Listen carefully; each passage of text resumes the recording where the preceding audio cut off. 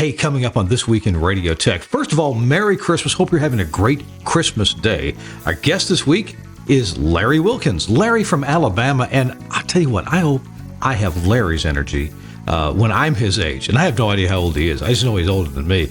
Larry, he wears three hats, and he's going to tell us about those three different jobs, those three hats that he has carried well into retirement. And he's doing people like you and me a big favor, and those coming up behind us in broadcast engineering. So stick around. Larry Wilkins is next on TWiRT. This Week in Radio Tech is brought to you by Broadcasters General Store, with outstanding service, savings, and support. Online at bgs.cc. By Broadcast Bionics, with the Bionics Studio, including talk show control, social media, and visual radio. Broadcast Bionics brings exceptional audience engagement to radio and TV. By Air, featuring Playout One radio automation software, comprehensive streaming solutions, website content management, and social media tools for maximum listener engagement on the web at AIIR.com. By Angry Audio. Audio problems disappear when you get angry at angryaudio.com. And by Max Connect Wireless, prioritized high-speed internet service designed for transmitter sites and remote broadcasts. Hey, welcome into This Week in Radio Tech, the show where we talk about everything from the microphone. Ooh, that's invisible. There it is. From the microphone, it's going to go invisible again. Look at that. To the light bulb at the top of the tower, right behind me over there. Hi there, I'm Kirk Harnack. Welcome to this Christmas Day edition of This Week in Radio Tech. And I'm delighted that you're here. It's Christmas Day. Hope you're spending time with family or friends. And hey, if you're alone, please know that we're thinking of you, and you're important and you matter. And I really mean that. I've spent Christmas alone a couple times, and I know how tough it can be. But we're glad that you've joined us. And I've got a guest with us today that's just amazing. By the way, I'll just go ahead and get it out. This background behind me, usually it's real, but today it's fake. That's my office in Nashville, Tennessee. But I am coming to you from Pontevedra, Spain. So I've been hearing the Spanish language all around me here for several days. For about a week I've been here. Going to be here for about 3 more weeks. But I'm delighted to be here. It's 11 p.m. for me. But the good news is for our guest, Larry Wilkins, it is 4 o'clock plus a few minutes in the afternoon. Larry, welcome. Hey. It's great to see you. How are you on this Christmas Thank you very much. Day? Thank you very much. And my producer's here, and he just want to say hello too. So I want to let him slip off to the side here. Wait, is that the guy that you go to spend you go to make him climb the tower when something's wrong? No, he has something, with his equilibrium, and he's afraid he's going to fall off and drop all his pomegranates or whatever. Gosh. Oh my gosh! Did you ever play that Elf on the Shelf game with your kids? Oh yeah. Really? It's a lot of fun. I didn't. For some reason I thought that was a newfangled game, but your kids have been growing out of the house for a while, haven't they?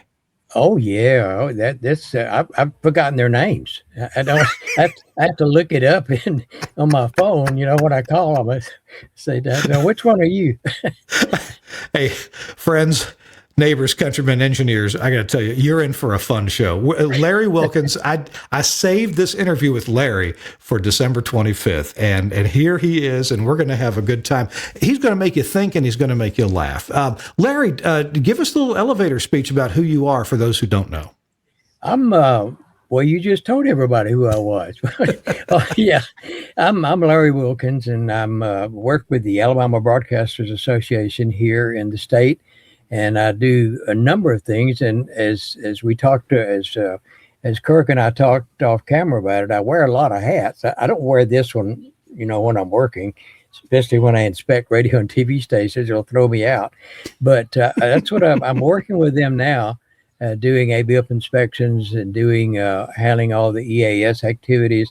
And as a lot of people know, we have an engineering academy where we teach. It's a 5-day course where we teach radio and television engineers, both for those just getting into the business and also for senior engineers. It's amazing. When we started, we get a lot of people that's been in the business for 20 years, and they come in to get a refresher course and to learn about the new technology. So That's normally what I do. I do the classes, I handle inspections, and the EAS activities. It sounds to me like the Alabama Broadcasters Association is very active in terms not only of the usual things that state associations do, which is assist with general management, with employment issues and standards, with programming a little bit. But you guys are very involved in engineering and trying to take care of engineers in terms of both taking care of existing engineers and educating existing and new engineers. Is that right? That's exactly right. Of course, engineering, all the departments are important, from managerial to sales to programming and the technical side. And you can't separate them. They all have to work together, and everybody does the job they're supposed to do, or else you don't have the programming will suffer. So one of the things that we do with the ABA is we put a lot of emphasis, as you said, on keeping engineers, primarily keep engineers up to date on new technologies and on new issues coming out from Washington, from the FCC, and looking after filing deadlines and stuff like that. So we put a high value on the technical people and operations through the state and trying to help them keep their system up like it's supposed to be. Because we all know that right now there are so many avenues somebody can listen to or view programming with all the digital platforms and all. And if you don't keep your programming, the audio or the video, up to a top quality, it's too easy for people to switch over and watch it on somewhere or listen to it in somewhere else.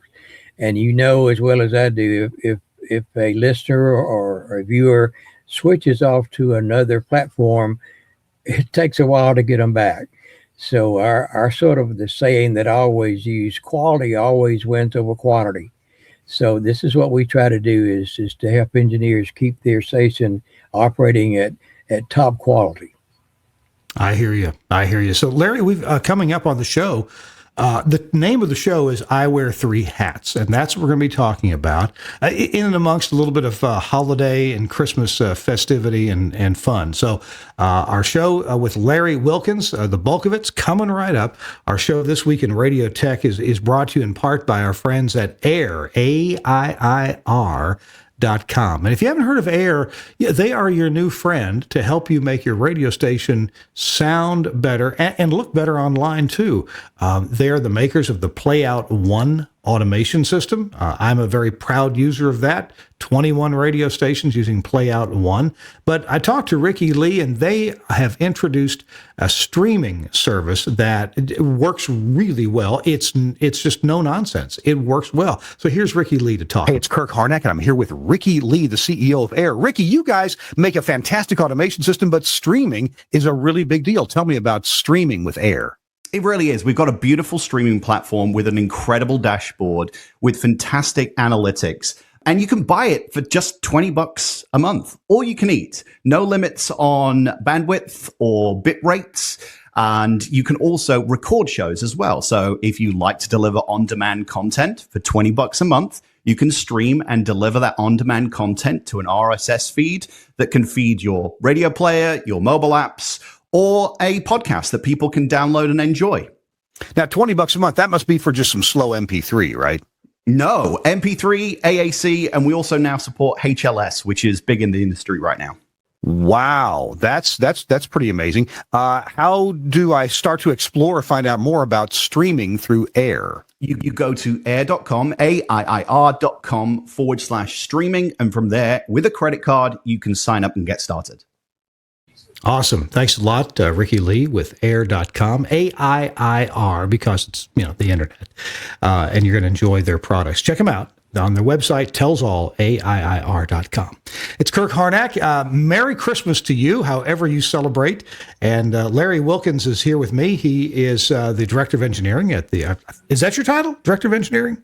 Director of Engineering Services, There I you guess go. is the technical name. Well, good. All right, we've got three hats to talk about. ABIP, we'll talk about that in a few minutes. Also, SECC, I'd like to hear about that. But first, the Engineering Academy. You talked about that for a moment a few minutes ago before the ad, and I've been to something with your Engineering Academy. I didn't realize it was 5 days. I think it seems like I've been there for a couple of days. So tell me about the Engineering Academy and who it's open to and what people get out of it. Well, the academy came about sort of in sort of a weird way. We were having a board meeting one day, and one of the board of directors for one of the general managers, rather, of a major television stations up in the north part of the state asked me or brought up the subject, said, where is there somewhere we can go and recruit engineers? There's a lot of engineers retiring out of the business, and we got to find some more engineers. And they looked at me, and I said, well, not like there used to be. There used to be a lot of technical colleges around, but there's not that many anymore. He said, well, the colleges, most all the colleges have a broadcasting class. I said, well, yeah, but they're normally news writing and camera operating and how to stand before a green screen and give the weather. I said, they don't really cover the technical side of broadcasting. And the question was, oh, well, can we start our own? And I said, what is this we stuff? You're staring at me. I said, yeah, we could probably do that. I said, let's give some thought. So we did. We talked about it. And I was, at that time, and still am, on the SPE certification committee. And I brought that up at a committee meeting and told them what we would like to do in Alabama. And the committee was all for it. And they said, as long as you don't teach the test. I said, we're not teaching the class, the actual test, the questions, we're teaching the subjects. So we started the academy 12 years ago, believe it or not. I was putting together some stuff for next year, and it dawned on me. I said, wow, we've been doing this for 12 years. And like you say, it's 5 days. Now we know, obviously, and everybody knows, there's no way I could make a chief engineer out of somebody in 5 days. That's a pipe dream, and that's not really our plan. Our plan is that somebody that's new, that's just getting into the business or looking to get into the business, our plan is to give them enough background, overview of the technical operation of a radio or a television station so that they can go in and work under a chief and be real helpful and not be swiped by some of the terminology that he or she may impart to him. So we actually had a real quick story. We actually had a lady that came in and took the television class, and she was from Alaska. That brings up another thing we'll talk about. It's open to anybody, but she was from Alaska. She flew in and took the television class. A few months after the class, she emailed me and said, I got a job at a television station. I'm a master control operator. And she said, the amazing thing about it, when I was interviewing for the job and the engineer was walking me through and showing me different things, just about everything he talked about, it dawned on me, oh, we talked about that in the class down in Alabama. So it's one of those things, that you don't go in blindsided. So we hope we can offer enough information about radio and television to people that they have a basic understanding. The other great thing about it that the managers of radio stations sort of like, we find that they have, a lot of the station will have people already on staff, maybe an operations manager or a DJ or somebody like that has some interest in the technical side, but they just need a little training. They can come to our academy and get some more training on it, and then they can go back to their local station. He doesn't have to hire anybody else. He can bring them in, and they can do small jobs and help fill in case the station doesn't have a full-time engineer. If their contract guy's 3 hours away working for somebody else, then he or she can actually do some minor repairs or emergency repairs, to get the station back on the air. So that's sort of what the academy is all about. We actually do 2 classes. We do one for radio and then another week for television. And typically we do those twice a year. In the spring and in the fall, we'll offer both radio and television. Matter of fact, we have a radio class coming up the latter part of February, and we already got people signing up for it. And it's open to anybody, anywhere they want to come from. We've had them from Canada, we've had them from Alaska, and New York, California, all different places. So it's open for anybody. And here's the clincher, Kirk. Mm-hmm. There's no charge for it. There's actually no charge at all. It's underwritten by the Alabama Broadcasters Association, Mm-hmm. and we have vendors that underwrite it. There are some costs involved in putting it on, obviously. Mm-hmm. We create our own workbook and study guide. There was no study guide. And so I wrote the study guide, and the first one I did was about this thick. Well, now it's in an 1.5-inch binder. Oh, wow. And my wife, Kathy, bless her heart, she worked so hard helping me put those together. We'll go up to the ABA several weeks before the class, and she does all the printing. She runs herself to death back and forth from the printer, putting these notebooks together and getting all the sections. And those are free. We give them to the people. They make notes on them during the class. They're theirs to keep, and they can take them back. And then if they take the test, which is something we offer on Friday, we offer the opportunity for them to take the Society of Broadcast Engineers Certified Broadcast Technologist exam, which is the entry level to the certification.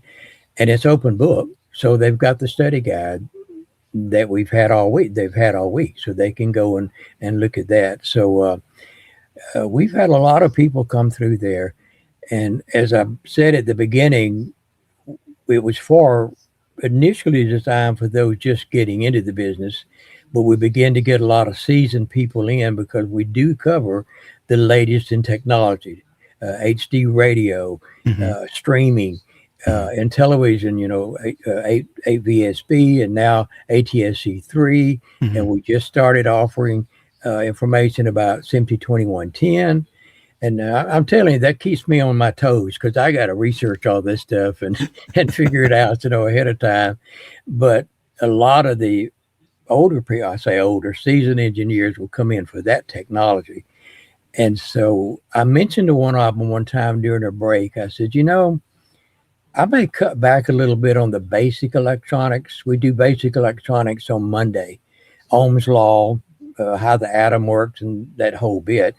And I said, we take up a lot of time talking about basic electronics. And I said, I'm thinking about cutting back on that. And they all said, oh, no, don't do that. Because I had forgotten all that. I came to the class and it dawned on me, oh, yeah, current flows from negative to positive. I forgot that. So we continue to be basic electronics. It's important to at least have some idea of Ohm's law and how to figure watts, from the voltage, current, and efficiency. So you at least have an idea. Hey, if I'm at the transmitter side, it's cold in here. I need to plug a space heater in. Can I plug it into this outlet? And it's going to, because you don't want to have it come on and off and then have it trip a breaker and it takes the rack down off the air, right? So you want a basic understanding of electricity. Well, but I've always been a believer that if you don't get the basics, and this is true in any occupation, not just broadcasting, but if you don't learn the basics, then when you get into the more complicated things, transmitters and antennas and all that kind of stuff, a lot of it will go right over your head because you don't, there'll always be a gray area. I remember when I first got into the business, and that was some years ago, at a little AM station down in Enterprise, Alabama. The contract engineer was a retired colonel, and he saw I was a DJ, believe it or not. You couldn't tell it by the way I talk today, but I was a DJ, and but I was interested in the technical side, and I used to follow him around and ask him questions. And he told me when I graduated from high school, I started when I was a junior, and not in high school, but working at the station. He told me, he said, you need to go somewhere and get some electronic experience, training. He said, because once you do, you can go and work on a refrigerator or an AM transmitter because current flows the same way in both of them. And that stuck with me. Yeah, that's good point. So let me, so for this engineering academy, let me just kind of help summarize this so that people have it in their mind. Let me just ask you a few questions with yes or no or quick answers. It is open to people even outside of Alabama, right? That is correct. Anywhere from anywhere. It is in person, or is there an online version available? It's in person. We had talked about doing it online, but it's you get so much more out of it with the right there, and you can answer questions back and forth. It just works better that way. So the tuition is free, but you take care of your own expense getting to where Birmingham, or where yes, is it? It's in Birmingham. Okay. And we have about 5 or 6 hotels that have discount rates. If you're attending the academy, you can get discounted rates for rooms as well. Do you hold this at the ABA headquarters? We do. Okay. What they did was the building used to have a big storage facility as part of the building. But when we started to do that, they subdivided it and made one half of it the classroom. It's got a workbench with test equipment and all this kind of stuff on the workbench, and we can seat comfortably 25. But I like to have 10 to 15. That way you can do one-on-one stuff a lot better. So we like to keep the attendance around that. Do you teach any of the classes yourself? Yes. Well, sort of. I do the first couple of days at basic electronics and audio. And then, I have another local engineer, who's Frank Jardina, who I think you know Frank. I do. I know Frank. He comes in on Wednesday and covers RF, AM, and FM, antennas and transmission lines and all that kind of stuff. And from time to time, we have guest people come in to do particular subjects like IT, IT for broadcasting and all. So, but most of it is me. But I have other people that come in and do some of the subjects. I think I may have spoken their audio over IP or something, but I recall being in your classroom, seeing this big binder. I thought, what a worthwhile topic this was. And you were just wrapping up your last day when I was there, and I had a very serious question about the emergency alert system. And it was an unusual question, and I got several good answers, one of which turned out to be the way that it worked out. Not that any of the answers were bad. They were all really good, informed answers. Give me several leads, several paths, several approaches to solve the problem, and I got it solved pretty readily. So thanks to the smart people who were in your classes. The way that the week goes, Monday is basic electronics. We cover all the way through that. And then Tuesday is all audio, both analog and digital. With the morning part of the day, we talk about audio and analog. And then in the afternoon, we go into digital. One of the things about digital we try to stress is that sometimes engineers, not all engineers, but some engineers, they forget and they don't learn how to look under the hood and understand how digital works. And it's not that difficult, but if you don't really know how, sample rate and bit depth and aliasing and all the other acronyms that go along with digital, if you don't understand that, then you're not going to make it work right. Clip rates and all. I mean, it's amazing. So we do that on Tuesday. In radio, the Wednesday obviously is all about radio with RF, both AM and FM, and antennas. We've got some antennas there we show. We talk about FM antennas and AM antennas. Thursday is station operation, where we cover, as you were talking about, EAS and the FCC. We go over the FCC and what's required by the engineer to maintain the station relative to the FCC rules and regulations. And then Friday is reserved for those that wish to take the SBE exam. Gotcha. Okay. So if people want to, let me get the camera back on here. If people want to register for this, find out more about it, where are they going to go to look for that? They just go to the ABA website, which is just al-ba.com, and there's an engineering tab. And if you click on that engineering tab, you'll see registration right there, and it gives you in depth of what we do each day. And then it also has a listing of all the hotels and the rates of the hotels and a registration there for all the ones. And we've just updated it. Our web guru just updated it a couple of weeks ago with the new dates for the classes for 2026. So it's there on the ABA website. And I see that February 23rd through February 27th is your next one for radio engineering. That's correct. And similar dates in March 23 through 27, specifically for television engineering. That's correct. And then you repeat the whole thing in the fall, in September, and in October. Right. Okay. Good deal. We'll put those links in the show notes for the Alabama Broadcasters Association Engineering Academy. Very worthwhile. I was just there for a few hours one day as an invitee, and I got my questions answered. So, there's smart people there, and it's a worthwhile, you'd call it a hands-on environment, wouldn't you? Oh, it is, because one of the great things, and we do a monthly webinar ourselves called the, for lack of a better word, ABA Engineering webinar. And we had the SB president, Kevin Trueblood, on with us last week. And he was talking about that one of the big advantages is networking with other engineers. Well, you get 10 or 15 engineers in that classroom, and somebody will bring up a question, and one of the other class members will say, yeah, we had that same problem, and this is what we did. And so the networking among the engineers that are there at the class is well worth attending. Gotcha. Good deal. Good deal. All right. Well, you've answered my questions on that topic, and we're going to let me put us back on here. Hey, let me show you some magic here before we take our next break here. Oh, look at that. Does that put you in the holiday mood? And I'll get my little joyous here. This is really, it's orange juice.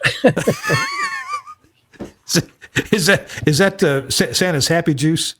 Yeah, that's right. See, he told me no drinking while I'm on the air. So that's right. Santa's happy juice. All right, let me take that off. All right. Hey, we're talking to Larry Wilkins. He is the director of technical services for the engineering services for the Alabama Broadcasters. And Larry wears three hats. We've just been talking about one of them, but we have two more topics to go. We're trying to, number one, have some fun. Number two, learn a few things on this Christmas Day edition of This Week in Radio Tech. Larry, I'm going to put myself on full screen here, and I'm going to tell you that we're going to hear about our friends from Broadcast Bionics, and we'll be right back. Hey, our show is brought to you in part by Broadcast Bionics and a product that's called Virtual Rack. Now, you've heard me talk about it, or maybe you haven't. Virtual Rack solves some really interesting problems. You can deploy containerized products without being a Linux expert. Now, first of all, what's containerized products? So much broadcast equipment these days is software. And for some years, we had to design the software and we had to design the hardware that it ran in. We wouldn't design the CPU, of course. We wouldn't design the RAM, but we would have to design the peripherals, the ins and outs, and the touchscreen on the front, or the knobs, or the buttons. We have to design all that. Well, now we can take that software or similar that does the same thing and put it into a very efficient compute container. It's called containerized software. You've heard of Docker containers. This is essentially that. And that means that these run really efficiently on standard off-the-shelf compute server hardware. So deploying containers, that can be pretty tricky. That is not something that a lot of people know how to do, especially when you get into complex networking and audio over IP within the Linux environment. So for some people, it's been very difficult, but the folks at Broadcast Bionics have solved that problem. What you get when you get a virtual rack is you get a purpose-built appliance. You get the virtual rack management software, which is what you look at. You don't have to deal with Linux commands, command line stuff. You just open up the management software, and there's an application library. You choose the things you want. Do you want an audio console? Do you want 2 audio consoles? Do you want an FM audio processor? Do you want a phone system, a broadcast phone system? Do you want mic processing? Do you want something like a stream encoding for infrastructure purposes? All that's available from different companies like Ferncast and Sound4, Telos Alliance, of course, and 2WCOM. You choose the application that you want, you click a button to install it, and I've seen this happen. I mean, in under 2 minutes, the application is installed, the container is up and running, it's ready for you to license from its respective manufacturer, and it's got the IP addresses that you need it to have so you can deal with it. Audio over IP in and out, management in and out, controls in and out. And hey, if you want to do things like have automatic failover, you can do that too. So this is absolutely a brilliant idea. And it's really got the blessing of, for example, my colleagues at Telos Alliance. Our engineers took a look at how Broadcast Bionics makes this easy to do, and we're in total agreement. Love it. It's a great product. The server, the virtual rack servers come in a couple different sizes. So if you need a big one to run a whole lot of stuff, you can. You want a smaller one, it costs less. Check it out from your favorite Broadcast Bionics dealer. Of course, you can go to bionics.co.uk and look for virtual rack. bionics.co.uk. This so much is going to containerize software, and Bionics makes it easy for people like you and me, maybe especially me, to make this work. If you go to their website, there are some videos you can see on screen right now at the Virtual Rack webpage that will tell you all about that. Dan McQuillan has been on our program to explain how this works. So check it out from Broadcast Bionics. This is where the industry is headed, I promise you. And the sooner you get involved with it, the better. You're going to save money in the long run, too. Check it out from bionics.co.uk. Thanks for sponsoring This Week in Radio Tech. We're back. It's Christmas Day. Kirk Harnack here, and glad that you've joined us. Whether you join us actually on Christmas Day or a few days later, we do this show This Week in Radio Tech. We try to do it once a week and bring you lots of good engineering information. Always reliable for quality information and fun and some lightheartedness in the broadcast engineering world is Larry Wilkins. And Larry has a helper with him today. Yeah, his name is Earl. Earl. Okay. That's what he said. He said, my name's Earl. So Earl the elf on the shelf. Right. Oh, well, all right. Let's see. Well, hey, and Larry, if I forget to say it, Merry Christmas to you and Kathy. Well, thank you. Thank you very much. Merry Christmas to you too. Is Kathy still doing some knitting and making some interesting products? Yeah, as a matter of fact, she's in the other room now. We had a big sale the other day. Somebody came in and bought a whole bunch of stuff, and she makes tissue box covers out of plastic canvas. Right. And we had because of all the ball games going on, we sold like 3 Alabamas and 3 Auburns and some other stuff. So she's trying to catch back up. So all right, with Alabama and Auburn, can you tell me who you root for? Well, I'll have to say Auburn because I worked for them for many years and they paid my check. Somebody asked me one day, was I an Auburn fan? I said, well, I guess if Troy State signed my check, I'd root for them. But I actually did, as you know, I did the on-site engineering for Auburn University Radio Network for a number of years. Yeah. And so I guess I pull for them. You know, I've maybe I'm kind of the odd man out, but I've never just been a big sports fan. But I tell you what I am a fan of and I've mentioned this before on the show, I'm a fan of my friends and their love of sports. So if I'm hanging out with somebody and they're rooting for Alabama, for the Crimson Tide, hey, I'm an Alabama fan that day. I tell you about half my buddies at church, they are fans of Ole Miss. A couple of LSU fans, a couple of Mississippi State fans, but I enjoy sports through my friends who really enjoy sports. My wife was born in Baton Rouge, so she's an LSU fan. She's an LSU fan, right? That's right. Yeah. And I live in Nashville, so I should be a Vanderbilt fan, and they've had a good year. They really have. They've done really well. I follow it just enough so I can make a comment like that. And that's about it. The funny thing about working a game as an A1, well, when you're radio, you're an A1, A2, A3. You're everything, Everything, You're by yourself. You're the A. Yeah. When the game was over, half the time I don't know who won, because I was so busy, with what I was doing, mixing. We had somebody came in one day and we had a relatively small board. It was a 16-channel Yamaha, and they said, "Why in the world do you need 16 channels for just a radio broadcast of a football game?" I said, "Well, I'm out. I really need some more inputs." I mean, you eat them up in a hurry. You don't. I tell people when they're buying consoles, they say, "We're going to get a 24." I said, "No, get a 32, because the day after you buy the console and you put it in, you'll be out." Well, okay, so educate me. Obviously you've got people in the booth, right, play-by-play, what they call the color man. And then you got the play-by-play and the analyst in the booth. You got a sideline guy. You got a ref feed. You got crowd mics.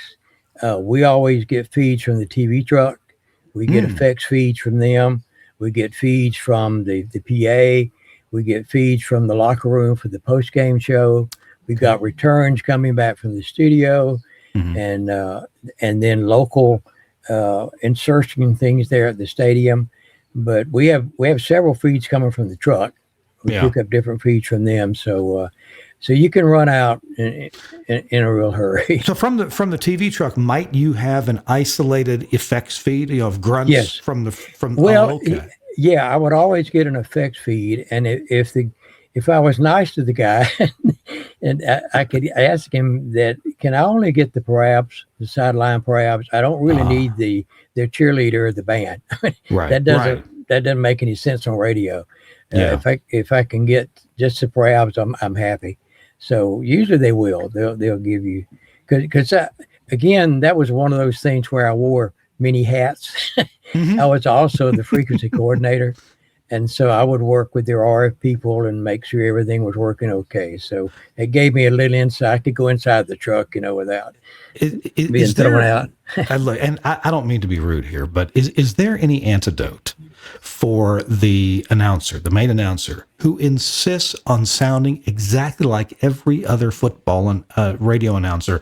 Well, take a time out now on the Southern Miss Football Network. Oh, yeah. See, when you're talking to him before the game starts or when a break, he's in one voice, and then it's like a switch.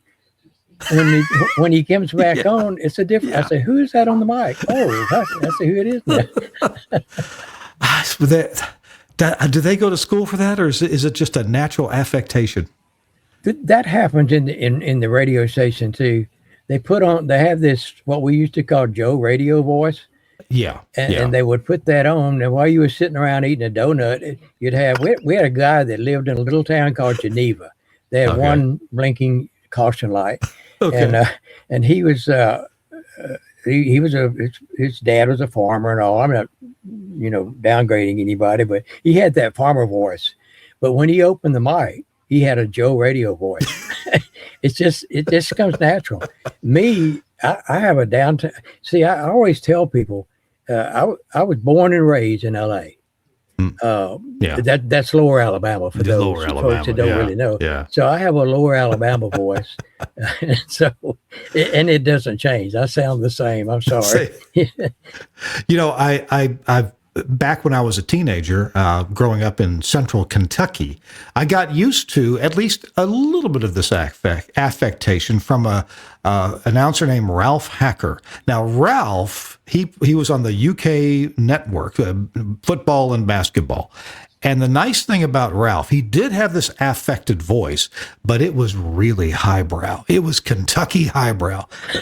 And we would always call Ralph Hacker the best dressed announcer on the radio. He would always end, go into commercials with, "This is Ralph Hacker on the UK Football Network." Oh, yeah. Yeah.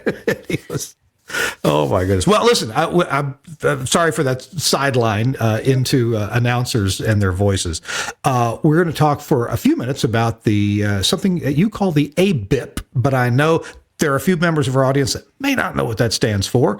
So help us out here. What is ABIP? That's an acrostic, and that's a new word I've learned, and I learned to use that word because it rolls off your tongue. Acrostic. That's my radio voice. Acrostic. It stands for the Alternative Broadcast Inspection Program. And a number of years ago, the FCC and I believe it was the Missouri Broadcasters Association did a trial run in having an engineer, an approved engineer by the FCC, to go and do an alternative inspection at a radio station.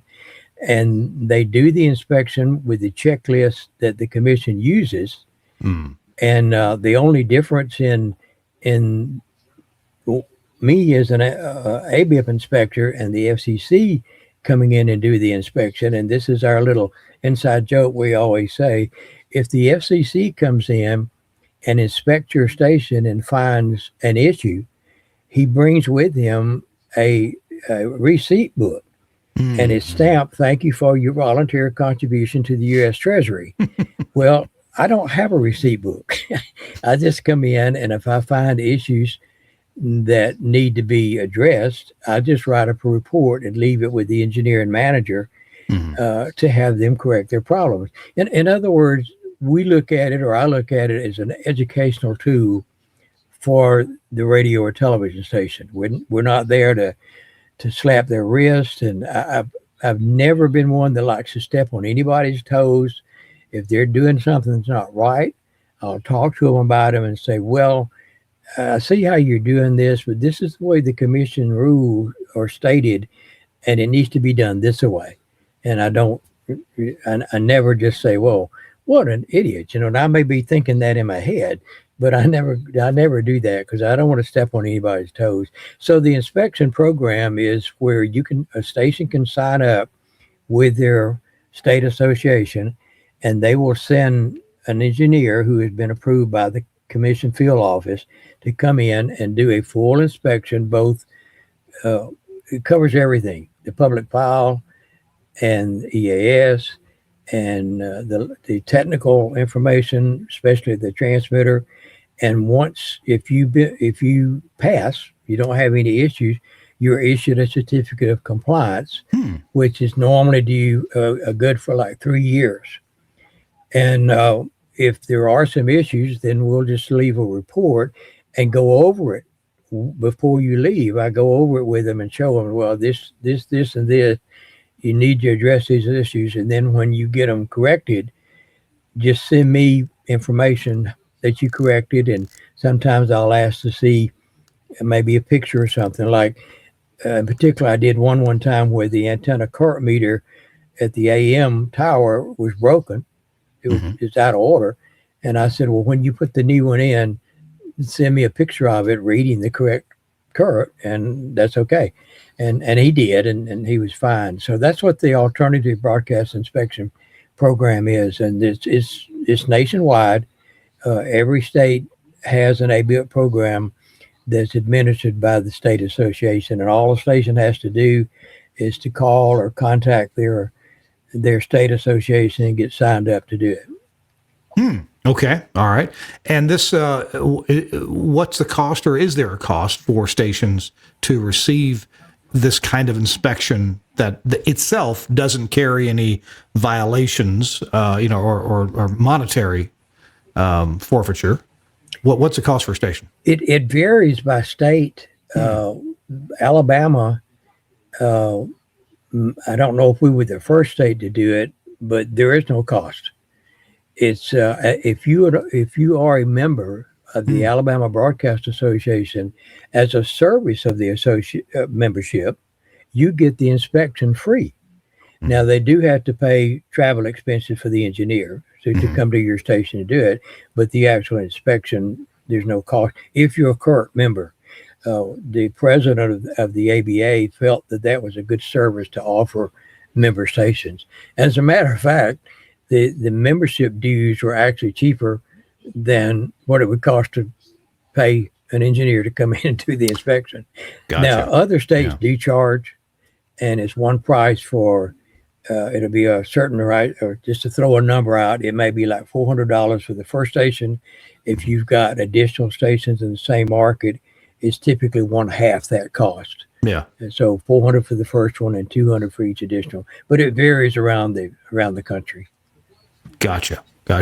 And it's not exactly a get out of jail free, but it helps with a little maybe inoculation. At one time, and I'm not sure where this stands right now, but at one time, the FCC did have a situation where if you went through an ABIP inspection and got a signed certificate, then they would not visit your station on a surprise visit for 3 years.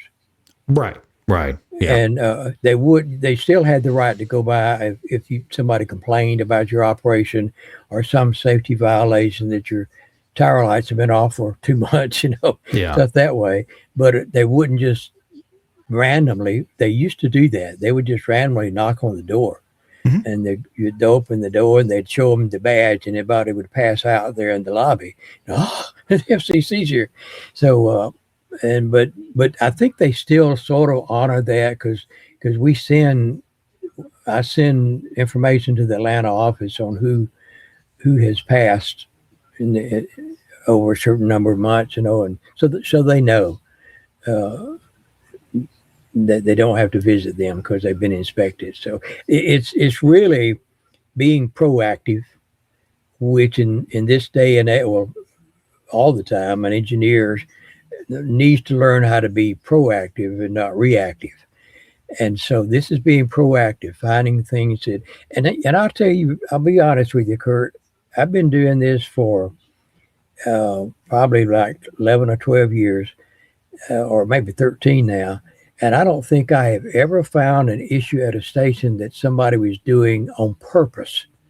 It was either they forgot, or they didn't know they were supposed to be doing it that way, or they were doing it, but they were doing it the wrong way. And so this is just a way to help stations. There's so much going on at the station, it's easy to forget stuff and maybe not do things the way they're supposed to be just because you overlooked it.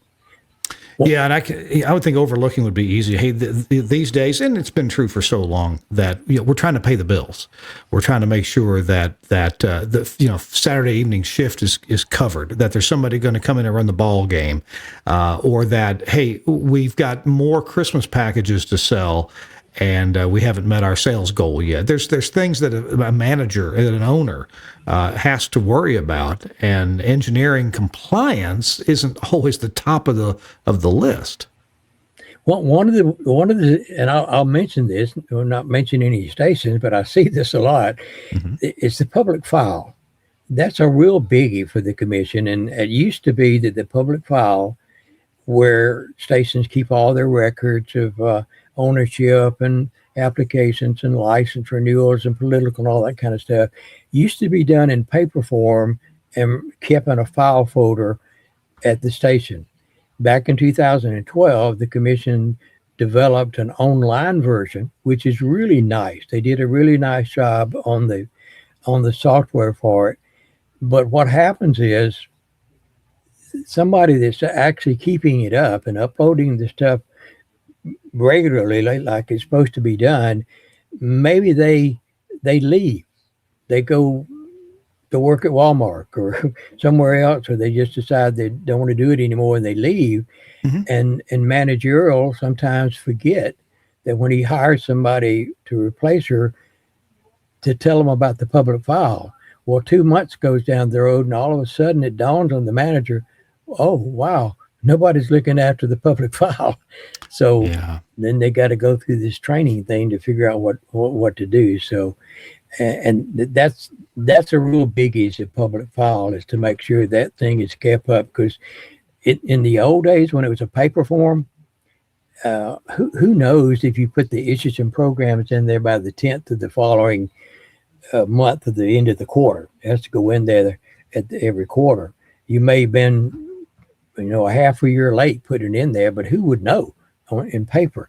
But now when you upload it to that FCC website, the computer date and time stamps it. So the commission can look at your public file and say, oh, wow, you were a week late putting that up on the file. So you really got to stay on your toes on that. I hear you. All right. We're talking to Larry Wilkins. We've been talking about the ABIP, the Alternative Broadcast Inspection Program. It can keep you out of hot water with the FCC. And, it's at least in Alabama, it's a free service. So you just pay shipping and handling for the engineer to show up. And I know, and we talked to Scott Kaysen about this a couple of months ago. And there was a cost in Indiana and Kentucky, but it wasn't high. It was certainly cheaper than getting a fine from the FCC. Yeah, I didn't mention that, but the FCC's fines are hefty. There's some zeros at the end of the numbers. Yeah. And it can mount up in a hurry. Yeah, and they're before the decimal point comes along. That's right. Yeah, I hear you. Larry, we're going to we'll take a quick break, and when Larry comes back, we're going to talk about something that you called SECC, State. What does that stand for? State Emergency what? State Emergency Communications Committee. Okay. Yes, and Chris Tarr, who occasionally is my co-host here, Chris Tarr has been involved with that for the state of Wisconsin. I think that Scott Kaysen has been involved in Kentucky, maybe Indiana, and Mike Morrell, who may have been on the show before, has also been involved with that. So that's coming up. Our show this week in Radio Tech is brought to you by a couple more fantastic sponsors. I hope you'll check them out. Angry Audio, and right after that, we're going to hear from Max Connect. We'll be right back. As broadcast engineers, we spend a lot of our time connecting things together, but sometimes it's just as important to be able to disconnect something. What am I talking about? This is the Angry Audio Disconnector. The disconnector. So here you have something that you just put in series with your headphones, with your Talents headphones. Now, this is available in the 1/4-inch tip ring sleeve size, as you see here. Also available in the 3.5 millimeter size. And you can even mix and match inputs and outputs. The point is, this is what's in the middle. This is the disconnector. So you have a talent that forgets to take their headphones off. They get up, they start to walk away, and boop, look at that. No more damage to the connectors that you normally use. No more damage to the headphone jack on the audio console or under the furniture. Oh, look, it just went back together, and I wasn't even trying. It's magnetic. It's the disconnector, or the headphone disconnector from Angry Audio. Disconnector. No more broken connectors. Check it out on the web at angryaudio.com. Max Connect does several important things that are great for broadcasters, including Max Connect Wireless. But they have the newest product is this RMT 416. Companies everywhere are occupying smaller physical spaces while needing to rely on automated monitoring and alerting. And hey, publicly traded companies must navigate compliance issues of proving performance of their radio operations. So to meet those needs, Max Connect is partnering with Audio Science to bring you the RMT 416 streaming radio multi-tuner. Ooh, that's a mouthful. The RMT 416 is a single rack unit housing its power supply and network connection. There are 4 slots in the box so that you can put in different tuner cards. Each tuner card has 4 tuners with analog audio for each tuner on an RJ45, again, Studio Hub. And when fully populated with 4 tuner cards, this RMT 416 can host 16 tuners in one rack space. And hey, your options here, AM, FM, weather band, FM and HD. It'll even do AM HD. And there's a separate antenna input, of course, for your AM and your FM. So this will stream audio to you. It's got a beautiful web-based control that you can set the levels and control each tuner individually. Of course, you can set presets on all these. And hey, if you're into SNMP for monitoring the things at your station, well, it does that too. You can monitor it and control it with SNMP. It'll tell you about RDS. It'll tell you about audio and, of course, loss of carrier, things like that. So check this thing out. The RMT 416, it's really awesome from Max Connect. You can get in touch with them. Just go to the website, Max Connect. I know it's spelled funny, MAXXKONNECT, maxconnect.com, and look for the RMT 416 multi-tuner. Big thanks to Josh Bone and his staff. They've got some smart people on staff up there at Max Connect. We're back on This Week in Radio Tech. Merry Christmas to you and happy holidays, however you celebrate. We've got this quiet time where you really don't know what day it is. I'll tell you, today's Christmas Day when we're airing this, but you may be seeing it on some different day. I'm Kirk Harnack coming to you from Pontevedra, Spain, where I'm spending the holidays with my wife's family. And with us here is Larry Wilkins, who's spending his holiday with his lovely wife, and that would be Kathy. Kathy, glad to have you around, Larry. Does you want me around? you got. I would hope so. Check and see. Are y'all planning on a fine dinner at Waffle House this year? Well, as a matter of fact, we are the day before.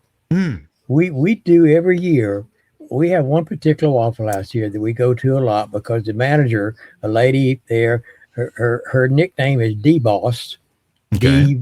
Her tag is the same thing. And we always go, usually on Christmas Eve, and we take candy to them and little hats, for them to wear and all this kind of stuff. And she makes those buttons that she makes and all this says Merry Christmas from Waffle House and stuff. But no, she just put a crock pot on a while ago with some jambalaya in it. Oh. We ended up getting some... one of the benefits of doing inspections, I did an inspection about a week ago, and the manager come walking in with this box. And he opened it up, and it was just loaded down with Johnson Link sausage. Oh, wow. The hot and the Cajun and all this kind of stuff was frozen. He said, "Here, I want you to have this." He said, "They're a big sponsor. They have a big place, a company here that make all those things. He said, take that home and enjoy it." So she just cut it up and put it in there with a whole bunch of vegetables and spices, and we're going to have jambalaya. Now that's another difference with the FCC because, you can't bribe those guys, but it sounds like ABIP inspectors can receive gifts. Well, I shouldn't have said that over the air, but no, he was just being nice. And I know. It happens. And I did find something he needed corrected, and so I didn't cut him any slack. Okay. Well, let's talk about the state emergency plan, and you had a word for that, so go ahead and give us the spiel on SECC. The SECC is it's not new, but it's a new name. It used to just be called the EAS Committee. And it was a committee in each state that sort of helped stations make sure they were monitoring the right people and their equipment was working right. And a few years ago, it was actually changed to SECC, which is a State Emergency Communications Committee. And the committee, the big thing about the committee, you need to have people on there that's involved in the EAS origination and distribution. For instance, in our committee, we have the director of the Emergency Management Association. We have representatives from the governor's office. We have representatives from the National Weather Service and a couple other people that actually are involved in originating any type of EAS alert in the state. And then what we do is look after the distribution system, how we get messages from being originated, how we get it to the other stations. And as part of what we do here in Alabama, well, I'll just give myself a quick plug, give the SECC a plug here. We have a database system where we actually monitor a lot of stations. We monitor almost 200 different EAS units around the state and create a database, and I can see how well information is being disseminated around the state. We're not trying to invade people's stations. We're just looking at the data to see, did you get the monthly test? Did you get the test from ABIP, or did you send your own weekly test? And if I see a station's been missing it for a couple of weeks, then I'll just drop the engineer a nice email to tell him he needs to take a look at it. Now, they're supposed to be doing that themselves, but this is just another set of eyes that we use, and the committee is responsible for that. The committee is also responsible for creating and maintaining the state plan, which has recently changed. It used to be a paper form plan that every state had their own way of doing it. There was no guidelines to it. You knew what had to be in there, but it was sort of organized differently. About 3 years ago, they put it online, and it's now available, or it's in a governmental secure server, and so the commission can look at it at any time. And it has all the stations listed and who they're monitoring and how we distribute national and state and local alerts. So the committee is in charge of that as well. So that's another one of the hats. I'm the chairman of the state committee, and Frank Giardina, I mentioned earlier, he's a co-chair. And this plan has to be renewed annually. Mm-hmm. So it's time to look at it and make sure it's up to date, and send it up to the commission and make sure or it doesn't go to the commission. It goes, well, it sort of does, but it goes to FEMA and Homeland Security, and they make sure that everything is up to date. Gotcha. I just noticed online that the FCC has resources for state committees, and they call this the same thing you did, State Emergency Communications Committee. And then, there's several resources, including some from the ABA. So in the show notes for this show, I will put links to all of those that I have found. And there's a nice Radio World article about you from about 3 years ago. And that's on there too, where you're explaining a lot of this.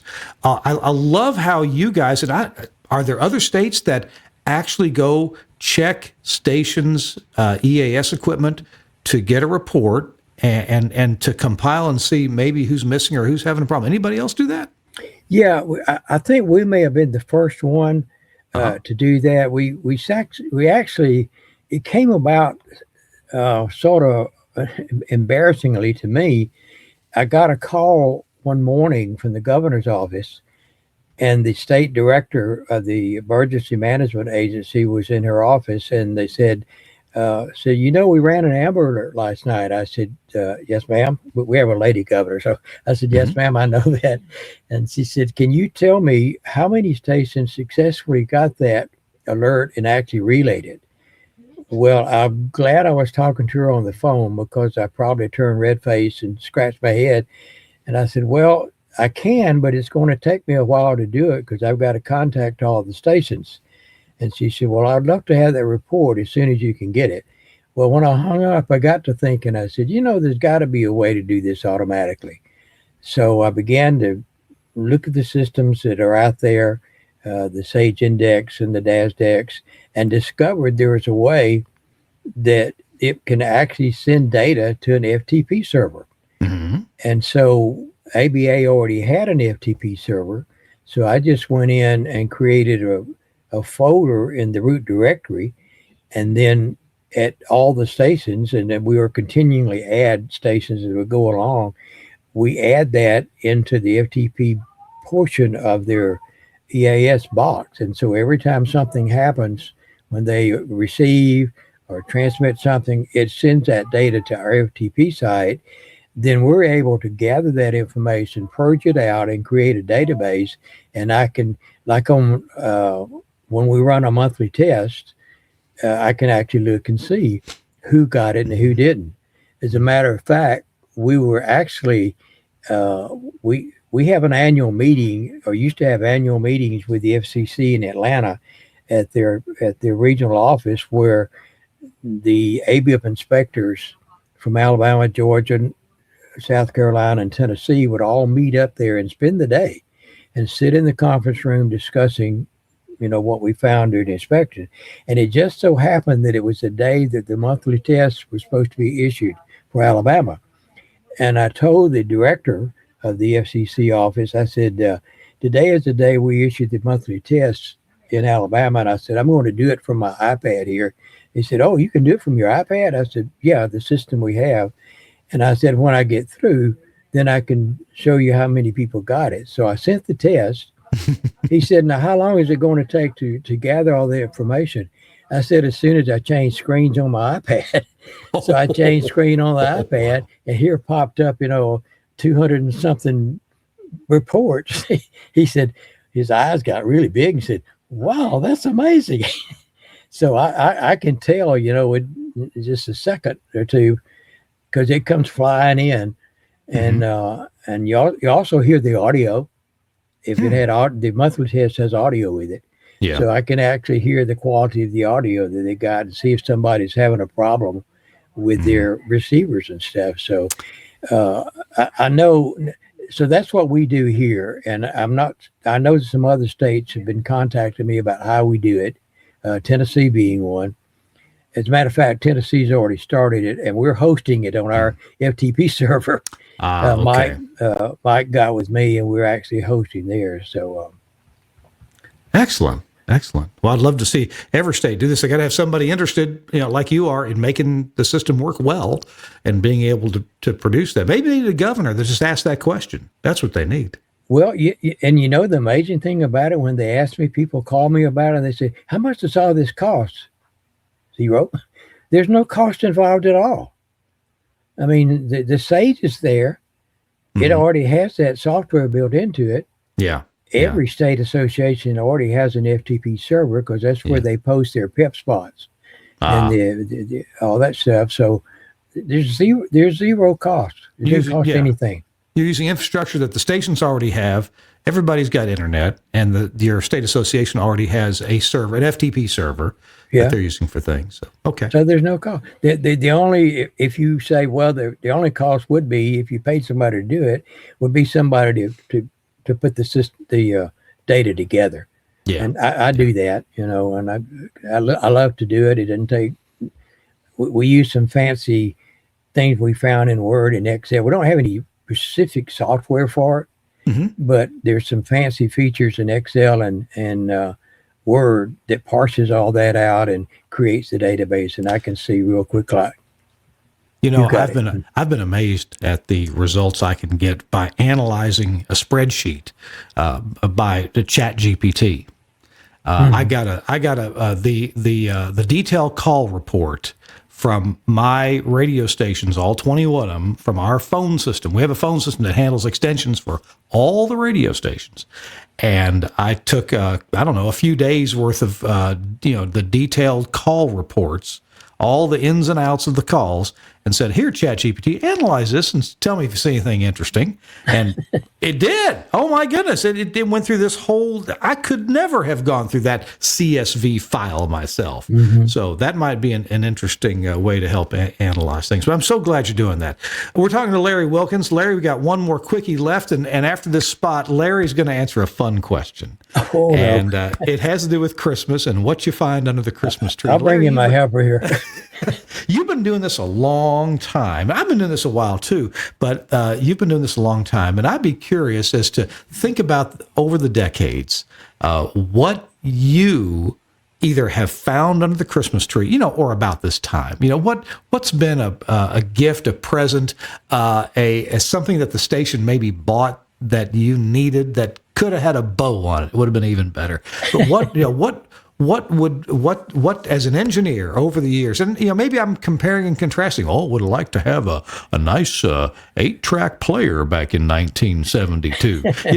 Whatever. Let's just talk about gifts under the Christmas tree for engineers and for Larry Wilkins in particular. And we're going to do that in just a minute. Our show this week in Radio Tech is brought to you in part by our good friends at Broadcasters General Store, and they will be happy to write you an order and ship you out a Vox Pro unit. Let's check it out.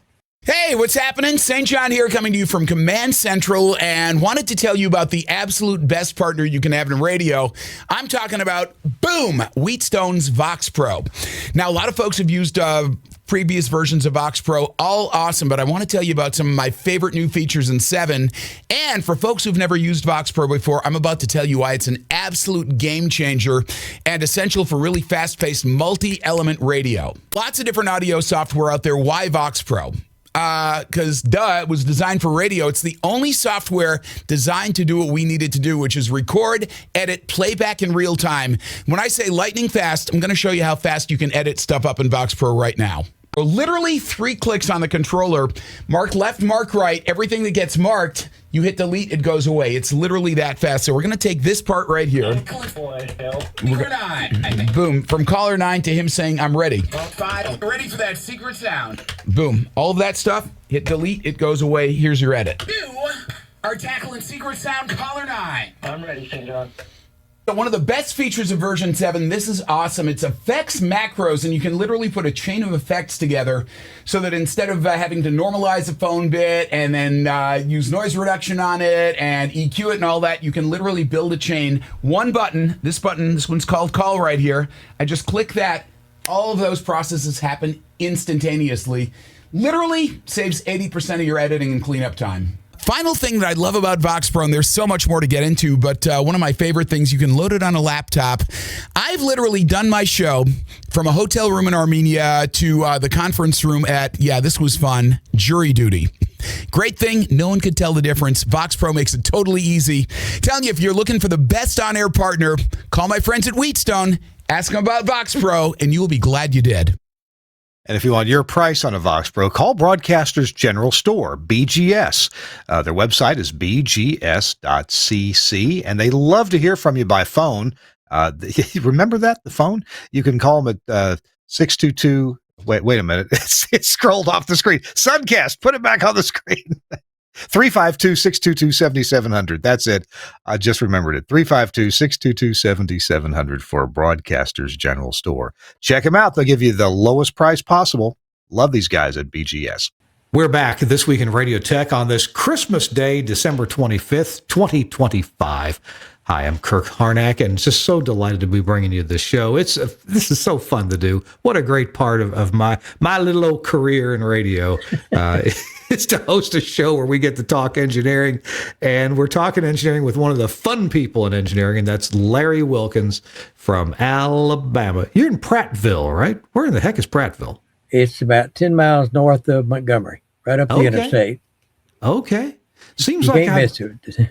Last time I went through Montgomery, I had to take they were doing some road construction. I had to take a detour maybe over a bridge, over a lake, and I don't know, they wanted 10 cents to cross a bridge or something. You know what I'm talking about? There's 2 toll bridges that to help get some of the traffic into Montgomery and not clog up the interstate. So, and they're private toll bridges, and you have to pay.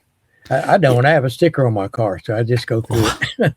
Must be nice. I'll give you a call and we can print that sticker out for me next time.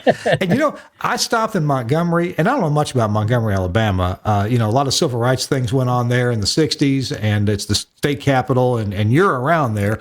But I stopped for gasoline in Montgomery, and I met the nicest man, and we had a wonderful conversation at just some cheap gas station on my way down to Mississippi to Biloxi. And, right. That's it. I had a really nice 10 minutes there in Montgomery.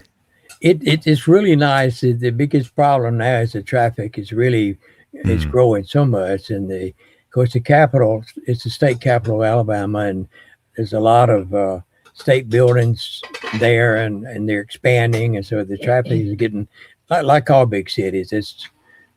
That's one of the problems. But it's a good southern town. It really is.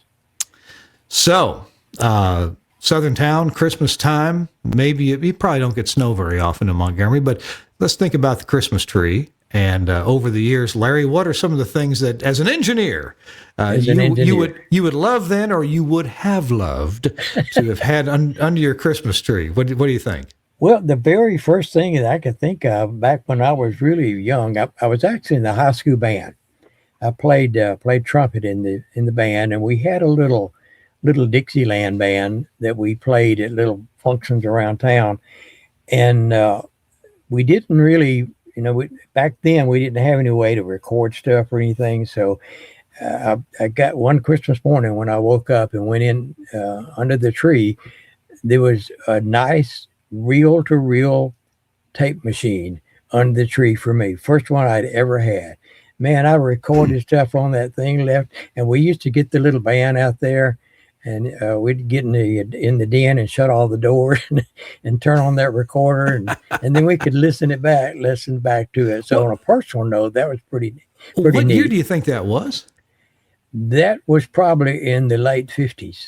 I graduated from high school in 61. Okay. So it was probably in the late or early, probably late 50s. Do you remember what kind of reel-to-reel tape machine that was? No, I don't remember. It was had one knob. You One switched knob, it to okay. play or record. That's all it was. Were the little 3-inch reels, or were they bigger than that?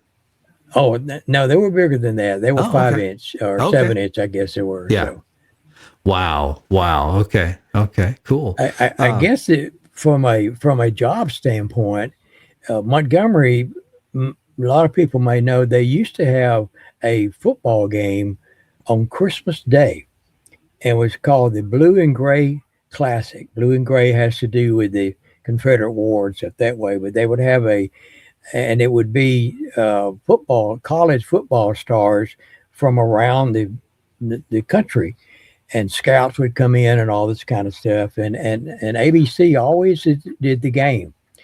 And I did a couple of games, radio for visiting networks, radio networks. And one of the games that I did, and of course, the only days it really used to get cold was Christmas Day. And man, you would freeze yourself to death because, stadiums, you don't have windows, or if you do, you open them up to get the ambience. And it was so cold. I remember one day I had some gloves on, but I couldn't mix anything with the gloves on, so I had to take my gloves off. But it was so cold in there. We had a little heater underneath where I was sitting. I could put my foot in the heater, and when the sole of my shoe would start smoking, I could feel some heat on my toes. But that's not part of the story. But anyway, after the game was over, this gentleman, I had seen him around from ABC. He came up there and they said, we come in every day, every year to do this game. And he says, would you love to be the A1 for ABC on this game? I said, excuse me? He said, yeah. He said, we rather get local people so we can give our crews the Christmas Day off. Mm-hmm. Said, we know of your mixing ability, and said, I've been offered, to hire you to do the blue-gray game. I said, really? So that was you talk about a neat Christmas present. So I did that for several years. It was really neat. Wow. What a nice gift that was. They also offered me a job to go over to somewhere over maybe where you are now to do to handle IFB for the Olympics. Mm-hmm. And I didn't really want to go and spend all that time over there. And I had talked to somebody about it when they told me they would like to hire me to go over to maybe was it Germany? I forgot where it was. But anyway, I talked to some guy that had done it, and he said, now I'm going to tell you, you won't understand a word they're saying on those IFB circuits because you got all these different countries. And if you get a patch wrong, you won't know it's wrong because you don't know who it is. So that sort of taught me I probably don't want to go over there. So that was a pretty good Christmas gift for me to be able to do that. And I did a lot of freelancing with them later on with Southeastern Conference. But yeah. But I want anybody that's ever done an A1 on a TV truck, that is something that will almost stress you out because you got to listen to about 6 things at one time. Yeah. And make sure the right one's going on the air. Yeah. Yeah, and that it sounds good. you got to listen to the producer, you got to listen to the director, you got to listen to the audio, but it was a lot of fun, and it was and then I later actually ended up handling Auburn radio, and did all of their games for many years, both home and away, and got to go to out to Glenwood and do the national championship when Auburn won the national championship. We went out to Arizona and played in the stadium out there. That was really neat too. So, wow. Yeah, Larry, before the show, I mentioned something that I thought would be I don't know what position every engineer is in. Speaking for my own self, I've got radio stations to deal with. I've got a full-time job with Telos Alliance. They're great people to deal with, but I deal with them, almost every day, all week long. But we've got voice trackers, people who voice track shows on our radio stations.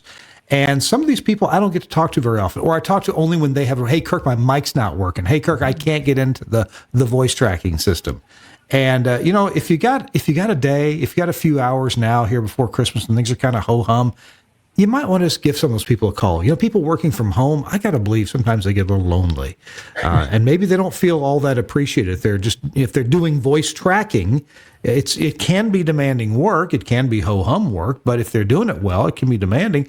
Then just give them a call and see how they're doing, and remind them that if they need something in the coming year, if they think they maybe need a new microphone, different headphones, they need some help with, hey, I can't hear myself loud enough, on when I'm doing my voice tracking. I feel like voice trackers could be living a bit of a lonely life. Yeah, give them a call and see how they're doing. That's just me, but speaking for our own voice trackers. Yeah, that's true. That really is. And as we talked about, you really need to get to be a part of the team. Know all of these people, and not just at Christmas, but know all these people and help them, because they're trying to do a job. And our job as an engineer is to give them the tools to do their job. It's up to us to make sure that it's working right, so that they don't have problems and can do their job seamlessly. So that's a good thing to do, to tell them Merry Christmas or whatever, or call them, but don't be strangers to them. The same thing. I worked, as for a long time in live sound, especially in church arenas. And that's one of the big things that we mention to people when we do seminars for churches, is to become a member of the team, get to know the choir director or the worship leader, whoever it is, and the members of the praise band. They just don't get on the intercom and say, hey, you playing the bass, you need to do this. Hey, know his name. Hey, John, why don't we do this? Be friends with everybody. And that way, if he's doing something wrong, you can sort of get him to change without thinking you just jumping all over him. So, but get to be a team member. You may not, you may not can sing. I can't, and you may not play an instrument. But you're a huge part, and that's the way it is in radio and television. You may not be, good on a news set, reading the news copy or being a DJ, but it's your job to make sure they can do it. So be friends with them and learn what they need. Like you say, ask, do you need anything? I know in doing the football games, we had a guy that was a statistician, and every time that he would leave to go up to the concession stand, where the food was, he'd always stop and ask me, you need anything? You need a Coke? You need a sandwich or anything? It was always like that, Sure. Because I couldn't leave my post, Oh, yeah. Oh, that's good. That's right. Yeah, you couldn't. You had to be there and run those faders. You got to be right there. Yeah. Wow. Larry, listen, thank you for joining me on this Christmas Sure, I day. enjoyed it. I really did. I wish you and Kathy and your friends at the Alabama Broadcasters a really wonderful Christmas. Yeah, and Earl says Merry Christmas to everybody out there. So. Oh, man. All right. Well, we got a few days here in Spain, and then the big day here in Spain. as big as Christmas is what they call Three Kings Day. I think in a lot of the rest of the world, they call it Epiphany. But here in Spain, they call it Three Kings. They have a parade just 2 blocks from where I am right now, big Three Kings parade, and they give more gifts. Oh, can't pass that up. If you missed out on Christmas, you'll stand by. You may get something on Three Kings Day. That's right. All right. Yeah, I enjoyed it, Kurt. I really did. And Well, Larry, I hope everybody out there has a great Merry Christmas. Thank you. Thank you very much. And just Larry, drink orange juice. drink orange juice. Larry Wilkins has been our guest on This Week in Radio Tech, and we look forward to seeing you on New Year's Day. I can't tell you who our guest is yet because I don't know, but we're going to see you. We're going to see you on New Year's Day for another great edition of This Week in Radio Tech. We're going to try. Well, I'll tell you what we're going to try to do is get a good prognosticator to think about what's coming up for us in radio engineering in 2026. And you know, it'll all just be guesswork, but hey, maybe some people are in on knowing about this. Big thanks to Suncast for taking this show and making it look good. I switched a few cameras, but you know, Suncast is the professional. We'll see you next week on This Week in Radio Tech. Bye-bye.